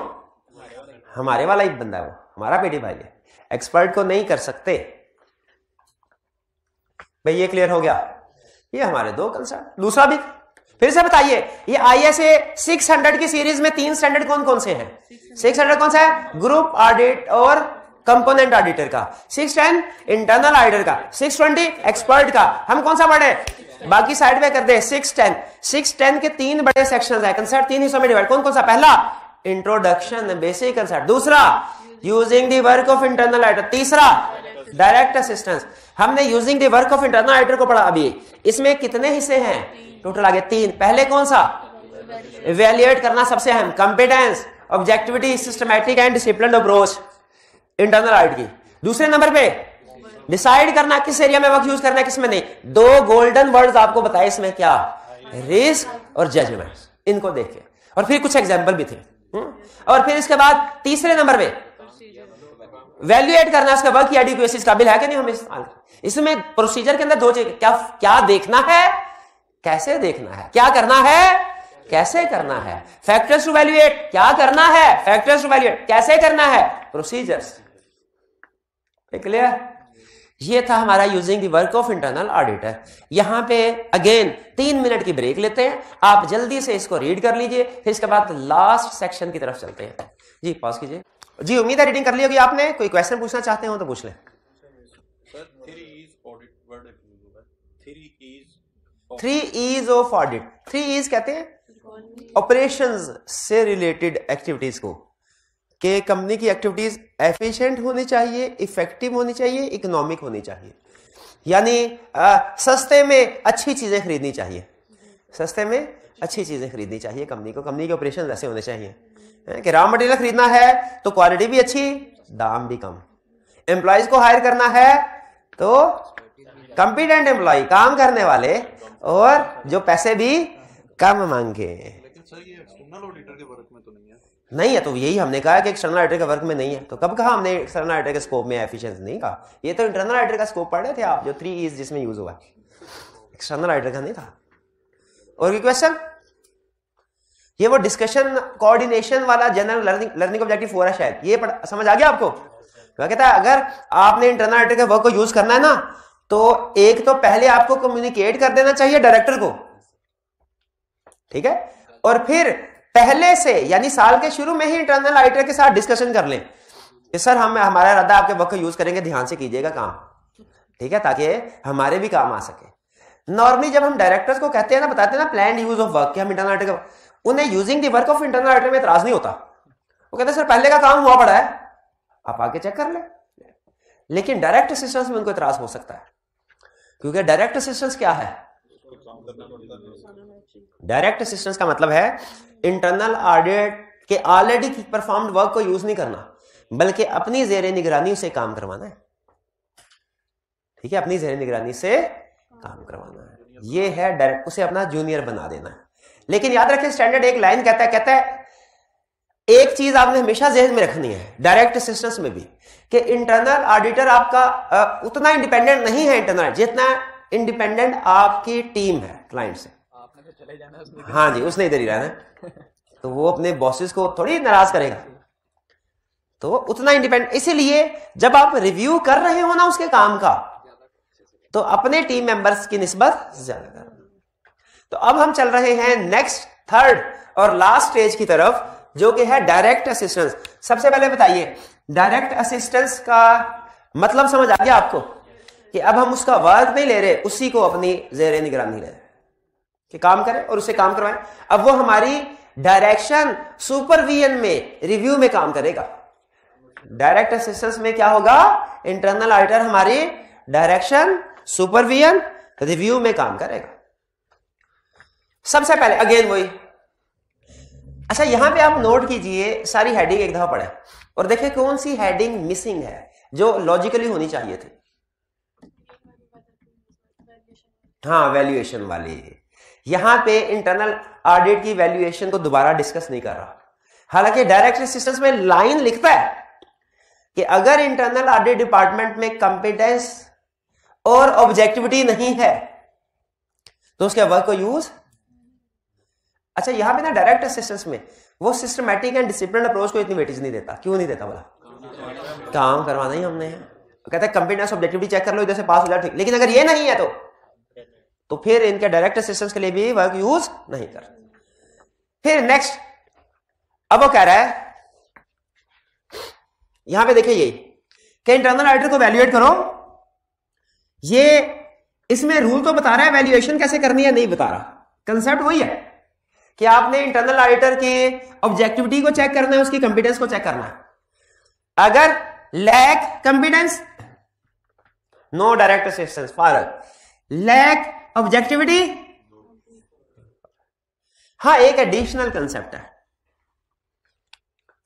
कुछ ममालिक में डायरेक्ट असिस्टेंस को मना किया गया है, ठीक है। जैसे मैं एक आर्टिकल में पढ़ रहा था कि यूके में इंटरनल ऑडिटर्स के वर्क को यूज तो किया जा सकता है, using the work of internal auditor की इजाजत है, लेकिन डायरेक्ट असिस्टेंस की इजाजत नहीं है। तो हमने डायरेक्ट असिस्टेंस में कंपिटेंस और ऑब्जेक्टिविटी तो देखनी ही देखनी है, इसके साथ ये भी देखना है लॉ कहीं प्रोहिबिट तो नहीं करता डायरेक्ट असिस्टेंस। पाकिस्तान का लॉ, जहां तक मेरी अंडरस्टैंडिंग है, लॉ का एक्सपर्ट तो नहीं मैं, लेकिन जहां तक मेरी अंडरस्टैंडिंग है पाकिस्तान का लॉ प्रोहिबिट नहीं करता, डायरेक्ट असिस्टेंस कर सकते हैं।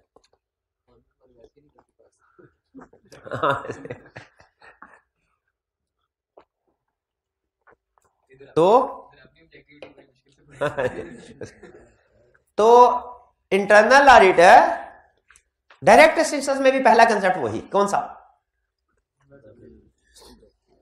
वेदर टू यूज और नॉट, उसके काम को इस्तेमाल करें। अगर डायरेक्ट असिस्टेंस इधर से क्लियर हो जाता है, कॉम्पिटेंस भी है, ऑब्जेक्टिविटी भी है, लॉ ने भी मना नहीं किया, अगला डिसीजन कौन सा है? किस एरिया में? यहां पे भी मेन कंसेप्ट सेम है, सिर्फ एक दो पॉइंट उसने एडिशनल, जैसे इधर एडिशनल पॉइंट दे दिया ना, इधर भी एडिशनल, मेन कंसेप्ट सेम है। क्या? जिस एरिया में सिग्निफिकेंट जजमेंट इन्वॉल्व है, रिस्क हाई है। फिर आगे एक दो मजीद एरियाज की एग्जांपल देता है कि ऐसे एरियाज जो इंटरनल ऑडिट फंक्शन या उसके काम से रिलेट करते हैं, उनमें डायरेक्ट असिस्टेंस ऑब्टेन नहीं करनी, डायरेक्ट असिस्टेंस ऑब्टेन नहीं करनी। ये आपको समझ नहीं आएगा तीसरा पॉइंट, नहीं, एग्जांपल से समझे।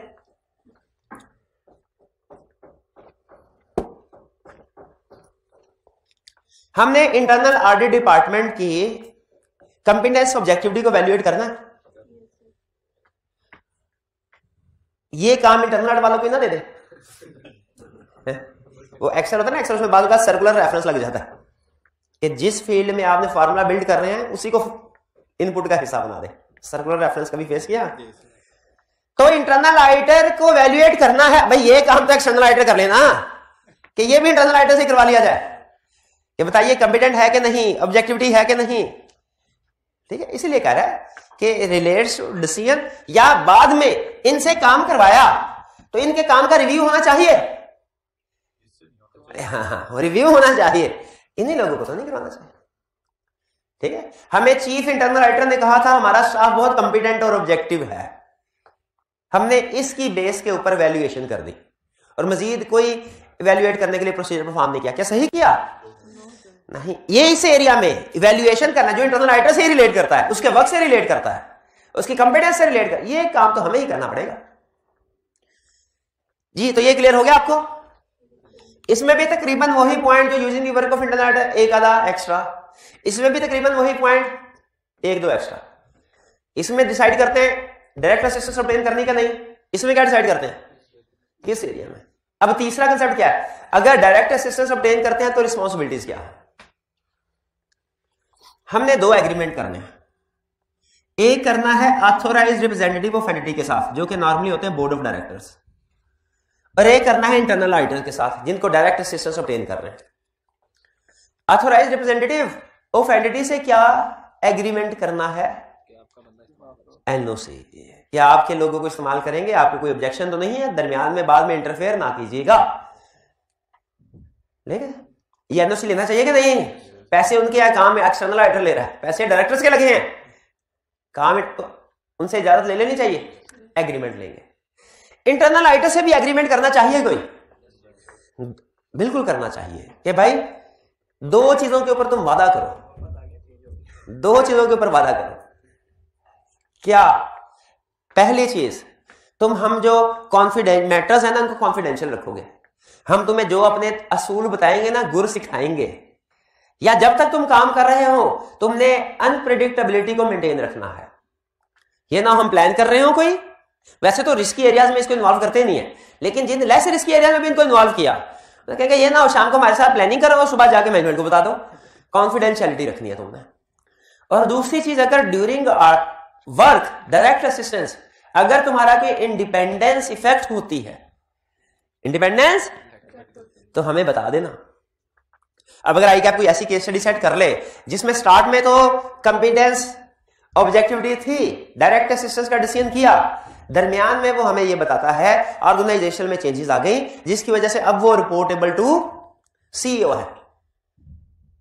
दरमियान बताइए क्या ड्यूरिंग ऑडिट इंडिपेंडेंस इफेक्ट हो सकती है? तो उसे कहेंगे अगर इस तरह का कोई प्रॉब्लम है तो हमें बता दीजिएगा। समझ आ गया? दो एग्रीमेंट लेने, एक ऑथोराइज्ड रिप्रेजेंटेटिव ऑफ एंटिटी से, दूसरा इंटरनल ऑडिटर से। किन दो चीजों पे एग्रीमेंट लेना है? कॉन्फिडेंशियलिटी और इंडिपेंडेंस इश्यूज के ऊपर। हो गया एग्रीमेंट, अब क्या करें? करवाएं काम, इससे दबा के काम करवाएं इससे। लेकिन जिस तरह आप अपने टीम मेंबर की डायरेक्शन, सुपरविजन, रिव्यू करते हैं उसी तरह इसकी भी करनी है। अच्छा, डायरेक्शन, सुपरविजन और रिव्यू में फर्क क्या है? अलग अलग बता सकते हैं? डायरेक्शन का मतलब क्या है? काम करवाने से पहले बताना, इंस्ट्रक्शन देना, काम कैसे करना है, ये डायरेक्शन। सुपरविजन क्या है? काम करते हुए ऑब्जर्व करना, सही काम कर रहा है कि नहीं, फौरी सजेशन देना। और रिव्यू क्या है? काम करने के बाद देखना कि काम आईएसए लीगल रिक्वायरमेंट्स के मुताबिक सही हुआ कि नहीं। हमने क्या करना है? क्या करना है? हमने वैसे नहीं काम करना जैसे फर्म में सीनियर हमसे काम करवाते हैं। कोई चीज पूछ लें कैसे करनी है, या पिछले साल की फाइल देख लो, सब देख लेते हैं, वैसे कर लेते हैं, सिस्टम चेंज हुआ होता है, बाद में कहते हैं ये नहीं देखना था, तो पहले बताना था, पहले बताना था। तो डायरेक्शंस क्लियरली बताए क्या काम। सुपरविजन साथ साथ चेक करते थे, सीनियर ने साथ साथ रिव्यू किया नहीं, और एंड पे जब पार्टनर रिव्यू करने के लिए आया तब बम फट रहे होते हैं, ये नहीं किया, वो नहीं किया, ये इन्फॉर्मेशन नहीं ली, क्लाइंट ने वो वादा किया था पूरा नहीं किया, किसी को कुछ पता नहीं होता, फिर सारी टेंशन। तो डायरेक्शन, सुपरविजन, रिव्यू, अच्छे काम के 3 असूल। डायरेक्शन, सुपरविजन, किसी जूनियर से काम करवाना हो जिंदगी में कभी, 3 असूल क्या? डायरेक्शन होनी चाहिए, सुपरविजन, रिव्यू, वरना काम गलत हो जाए फिर जूनियर का कसूर नहीं है, फिर आपका कसूर है। कहता डायरेक्शन सुपरविजन होगी जरूर, क्या वैसी ही होगी जैसी अपने टीम मेंबर की होती है? कहता है नहीं, डिफरेंट होगी, और उससे ज्यादा एक्सटेंसिव होगी। डिफरेंट होगी, एक्सटेंसिव होगी, यानी ज्यादा। और कितनी एक्सटेंसिव होगी? यानी अपने टीम मेंबर से ज्यादा होगी। कितनी? ये हमारा टीम मेंबर काम करता तो ये रिव्यू कर देते ना, direct assistance internal auditors obtain की तो उससे ज्यादा होना चाहिए रिव्यू। कितना? इतना के इतना? डिपेंड करता है किस पे? रिस्क पे भी और उस इंटरनल ऑडिटर की वैल्यूएशन पे भी, वो कितना कोई कॉम्पिटेंट ऑब्जेक्टिव था। ठीक है, रिस्क जजमेंट्स पे भी और ऑब्जेक्टिव और कॉम्पिटेंस पे भी, दोनों को सामने रखे फैसला करें। रिव्यू प्रोसीजर में कुछ प्रोसीजर होंगे, checking back some of work to source document, यानी हम इसमें रिव्यू करते हुए जब उसके काम का रिव्यू करेंगे ना, तो सिर्फ उसके वर्किंग पेपर नहीं बल्कि सोर्स डॉक्यूमेंट के साथ जरूर चेक करेंगे। नॉर्मली हमारा जो सीनियर रिव्यू करता है ना जब, तो उसमें एक स्टेप होता था पेमेंट्स को देखे बैंक स्टेटमेंट से क्लियर हुई है कि नहीं। हम जब उसको टिक कर देते थे तो सीनियर एज्यूम करता था कि हमने देख लिया है। वो बैंक स्टेटमेंट मंगवा के नॉर्मली रीचेक नहीं करता था कि वाकई बैंक स्टेटमेंट से ट्रेस पेमेंट हो गई कि नहीं, लेकिन इंटरनल ऑडिटर के केस में ये चेक बैक करना लाजमी है। Review some of procedure, check back करना उनको सोर्स डॉक्यूमेंट्स के साथ।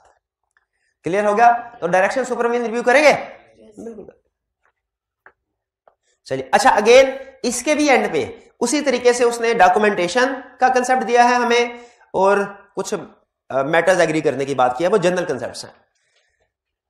हाँ, डॉक्यूमेंटेशन ध्यान में रखिएगा, internal auditor using the work of internal auditor की डॉक्यूमेंटेशन कुछ डिफरेंट है और डायरेक्ट असिस्टेंस वाली कुछ डिफरेंट है। ठीक है जी। एग्रीमेंट किस में लगाएंगे? डायरेक्ट हुआ ही उधर है। इंटरनल ऑडिटर की वैल्यूएशन की उसकी कॉम्पिटेंस ऑब्जेक्टिविटी वो दोनों में आएगा। ठीक है, अब आपने डॉक्यूमेंटेशन पढ़ते हुए मुझे ये बताना है पढ़ के कि वो कौन सी चीज है जो using the work of internal auditor में है लेकिन डायरेक्ट असिस्टेंस में नहीं। क्या कोई ऐसी चीज है? और अगर है तो क्या ये जरा चेक कीजिए। चले, अभी हमारा डायरेक्ट असिस्टेंस का कंसेप्ट कंप्लीट हो गया। अगेन 3 मिनट आपको दिए जा रहे हैं, इसकी रीडिंग कर लीजिए जी। पॉज कीजिए जी। उम्मीद है रीडिंग आपने कर ली होगी। कोई क्वेश्चन पूछना चाहते हो तो पूछ लीजिए। कोई क्वेश्चन नहीं तो using the work of internal auditor direct assistance में फर्क समझ आ गया। चलिए अब एक क्वेश्चन करते हैं, 5 रुपए का पुराना क्वेश्चन है लेकिन है कंसेप्चुअल अच्छा क्वेश्चन है। रिक्वायरमेंट सबसे पहले पढ़ते हैं। कहता है assess the internal audit function of the company and it's relevance for the external auditors. Assess the internal audit function का मतलब क्या है? कि उसकी competence, objectivity, systematic and discipline approach को वैल्यूएट करे। रेलेवेंस फॉर एक्सटर्नल ऑडिटर का मतलब क्या है? हाँ, उसके बाद कोई यूज कर सकते, रेलिवेंट है कि वो डिपेंड करता है इसकी एक्टिविटीज के ऊपर। क्वेश्चन के अंदर उसने अगर कोई ऐसी एक्टिविटीज दी हुई हैं जो इंटरनल एक्सटर्नल ऑडिटर के वर्क से भी रिलेट करती हैं तो फिर हम कहेंगे रेलिवेंट है। और अगर उसने कहा है कि वो सिर्फ ऐसी एक्टिविटी कर रहा है जो ऑपरेशन से रिलेटेड है फिर हम कहेंगे रेलिवेंट नहीं है। और अगर क्वेश्चन साइलेंट हुआ तो फिर इफ करके बात कर देंगे। ठीक है, कि अगर इफ इंटरनल ऑडिटर ऐसी एक्टिविटीज परफॉर्म कर रहा है जो एक्सटर्नल ऑडिटर से रेलिवेंट है, for example monitoring of controls, for example examination of financial information, तो उसका वर्क एक्सटर्नल ऑडिटर के लिए रेलिवेंट है, वरना नहीं है। रेलिवेंस का मतलब समझ आया? और असेस का मतलब भी फिर कह रहा है comment on the present approach of audit in charge and how it would effect the overall audit performance. अब हमें नहीं पता उसकी क्या अप्रोच है, वो पढ़ेंगे तो फिर वैल्यूएट कर पाएंगे। स्टार्ट करते हैं। क्वेश्चन कह रहा है you are a member of the audit team engaged in the audit of a listed company. Listed company है तो कंफर्म इंटरनल ऑडिट डिपार्टमेंट होगा ही होगा। At the planning stage, the audit in charge paid little attention to the internal auditing activity on the pretext that internal auditor generally lacks independence in performing its duties. यानी senior ने internal auditor को ignore ही कर दिया, बिल्कुल ही ignore कर दिया। क्या कह के लैक ऑफ इंडिपेंडेंस है। क्या आपके ख्याल में उसका डिसीजन ठीक है? उसका डिसीजन ठीक है। देखें, अगर वो इंटरनल ऑडिटर की वैल्यूएशन करने के बाद उस वैल्यूएशन के रिजल्ट के नतीजे में इस डिसीजन पे पहुंचता ना कि ये इंटरनल ऑडिट डिपार्टमेंट ठीक नहीं है, इसके वक्त का यूज नहीं करना, हम इसके साथ थे। हम कहते हैं बिल्कुल स्टैंडर्ड यही कहता है। लेकिन ये कहता है कि वैल्यूएशन करने की जरूरत भी नहीं है क्योंकि इंटरनल ऑडिटर इंडिपेंडेंट नहीं होते। बात उसकी ठीक है, इंडिपेंडेंट ऑफ एंटिटी नहीं होते, लेकिन इंडिपेंडेंट ऑफ मैनेजमेंट तो है। और अगर internal auditor independent of management है, अब भाई उसके वर्क को यूज कर लेना बेहतर है कि नहीं? इससे ऑडिट एफिशिएंसी इंक्रीज होती है। क्या होता है? एफिशिएंसी इंक्रीज होती है। सिमिलर कंसेप्ट हमारा इंटरनल कंट्रोल्स में होता है। अगर हम understanding of internal control obtain करें, ऑडिटर कहने लगा एक्सटर्नल ऑडिटर के टेस्ट ऑफ कंट्रोल रिक्वायर्ड तो नहीं है, रिस्क असेसमेंट प्रोसीजर रिक्वायर्ड है, सब्सटेंटिव प्रोसीजर रिक्वायर्ड है, टेस्ट ऑफ कंट्रोल रिक्वायर्ड नहीं। अगर ऑडिटर कंट्रोल पर रिलाय करना चाहता है तो टेस्ट ऑफ कंट्रोल परफॉर्म करे, वरना नहीं। और अगर हर ऑडिटर कहे कि मैं कंट्रोल्स को टेस्ट की नहीं करना, डायरेक्ट सब्सटेंटिव प्रोसीजर परफॉर्म कर लेना है, क्या अप्रोच ठीक है? गलत है। कर लेना बेहतर है। करने के बाद टेस्ट ऑफ कंट्रोल्स के बाद पता चले ना कंट्रोल्स वीक नहीं है, फिर बेशक रिलाय ना करो, वो हम उसके साथ है। लेकिन अगर टेस्ट ऑफ कंट्रोल्स परफॉर्म करने से पता चले कंट्रोल स्ट्रांग है तो हमारे सब्सटेंटिव प्रोसीजर कम हो जाएंगे, हमारी ऑडिट एफिशिएंसी बढ़ जाएगी। तो बताइए, क्या इंटरनल ऑडिटर को बिल्कुल अवॉइड कर देना क्या सही अप्रोच है? ये ऑडिट को कैसे अफेक्ट करेगी? ये एफिशिएंसी डाउन हो जाएगी, डिक्रीज हो जाएगी। ये उसने हमारा ये comment on the present approach, इसका आंसर हो गया कि अप्रोच उसकी क्या है कि इंटरनल ऑडिट डिपार्टमेंट को कंप्लीटली इग्नोर कर दिया जाए। अगर ऐसा करते हैं एफिशिएंसी डिक्रीज हो जाए।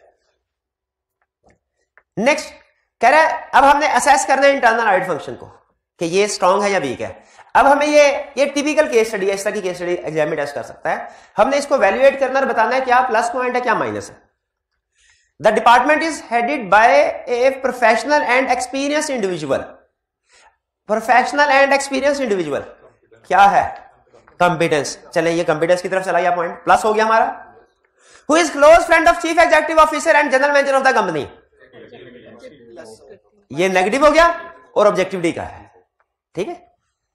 He utilizes such relation very effectively and applies surprise physical checks, unplanned investigation and takes on the spot corrective measures on detection of errors or flaws in controls। अब इसमें दो चीजें बात कर रहा है। इसमें जो ये कह रहा है ना कि वो इफेक्टिवली इस रिलेशनशिप को यूज करता है, सरप्राइज फिजिकल चेक करता है, ये हिस्सा प्लस है, उसकी अप्रोच को बता रहा है। लेकिन अनप्लान्ड इन्वेस्टिगेशन ये इसकी अप्रोच का नेगेटिव पॉइंट है कि प्रॉपर प्लानिंग इसका मतलब इसके वर्क की नहीं है। Takes on the spot corrective measure, ये गुड है। कैसे? इमीडिएटली एक्शन लिया जाता है। फिर this approach has reduced the lengthy paper work that is normally seen in the internal department of other companies. इसे लेंथी पेपर वर्क रिड्यूस हो गया। किसकी तरफ इशारा कर रहा है? डॉक्यूमेंटेशन की तरफ। इसका मतलब है वर्क भी प्रॉपरली डॉक्यूमेंटेड नहीं होता। तो क्वेश्चन में उसने हमें कुछ इंटरनल ऑडिट के बारे में पॉजिटिव पॉइंट्स दिए, कुछ नेगेटिव। हमने कौन से पिक करने हैं? दोनों, स्ट्रेंथ वाले भी और वीकनेस वाले भी। तो assess the internal audit function. Internal function को असेस कर लिया। असेस करने का मतलब यही था कि अगर इसके स्ट्रांग पॉइंट है तो स्ट्रांग बताओ, वीक पॉइंट है तो वीक पॉइंट बताओ। और नेक्स्ट क्या कह रहा है? And its relevance for external audit. तो बताइए क्या इसकी एक्टिविटी एक्सटर्नल ऑडिट के लिए रेलिवेंट है? अगर ये एग्जामिनेशन ऑफ फाइनेंशियल इंफॉर्मेशन है, मॉनिटरिंग ऑफ कंट्रोल्स, जो कि लग रहा है कि है मॉनिटरिंग ऑफ कंट्रोल्स की बात, तो ये बिल्कुल रेलिवेंट है और एक्सटर्नल ऑडिटर्स के वर्क को यूज कर सकता है अगर ओवरऑल असेसमेंट इसकी पॉजिटिव है। चलिए, क्योंकि केस स्टडी में उसने कुछ इंफॉर्मेशन हमें स्ट्रेंथ की दी है, कुछ वीकनेस की, तो हम ओवरऑल बेसिस पे असेस करेंगे। और मेरा ख्याल है कौन सी अप्रोच होगी? यूज या not to use? Less use, याद है एक दरमियानी सिचुएशन भी थी, दरमियानी सिचुएशन में थी ना, ठीक है। तो नॉर्मली ऐसे ही होता है ना, कोई इंटरनल डिपार्टमेंट ऐसा नहीं होता जिसमें सारे के सारे प्लस हो या सारे के सारे माइनस हो, कुछ प्लस है कुछ माइनस है। उसने रियलिस्टिक केस स्टडी दी है। जी क्लियर हो गया आपको किस तरीके से सॉल्व करना है? जी जी पूछिए।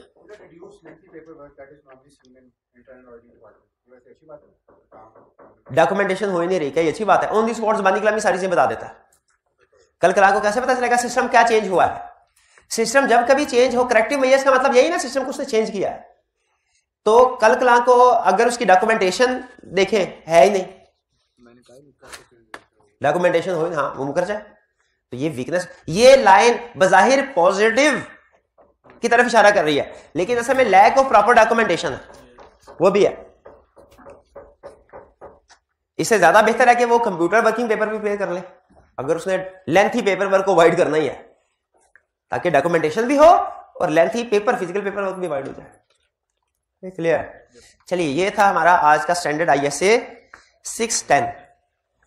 कल हम स्टडी करेंगे, मेरा इरादा है कल 2 स्टैंडर्ड कवर करें, एक 620 और एक 540, दोनों निस्बतन छोटे हैं। 620 की अप्रोच तकरीबन वही है जो 610 की है, ठीक है। और इसके साथ ISA 540 काउंटिंग एस्टिमेट्स, ताकि जो परसों का लेक्चर है हमारा उसमें हम 600 को कवर, लेकिन 600 बड़ा स्टैंडर्ड है, मे बी एक ही लेक्चर में कवर ना हो सके, बड़ा स्टैंडर्ड है। बहरहाल ये 610 क्लियर हो गया। Using the work of internal auditor direct assistant में फर्क क्लियर। चलिए आज का लेक्चर यहां पे खत्म करते हैं हम। अल्लाह हाफिज।